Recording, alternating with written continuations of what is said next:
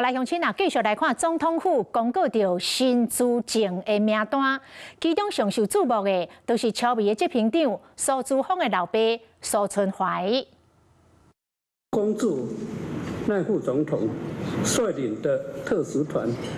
圓滿成功。時任副總統賴清德出訪過境紐約，叫因半導體女王蘇姿豐的爸爸蘇春懷唔能有來過去紐約台灣會館理事長的身份致辭。雖然到海外，不過嘛是關心台灣的事務。如今上新的身份公開出任總統副資政。受到關注的對象除了蘇春懷，還有國家訓練中心董事長林豐道，長期盡全力推動醫療外交的外交部巡迴大使吳文東，和共管是出身機構，嘛對本土文化歷史用心保存的吳秋平醫師，那各級個別名單冇特點，先增加這一回。因為小孩子脫水的速度比成年快1倍以上。便若拄到重大的刑事案件，自金破區高大成攏會講出伊的看法，民眾對伊印象真深。其實不管是國策顧問或者是資政，攏是無領薪水的，遴選結合產官學醫各領域的專業人士。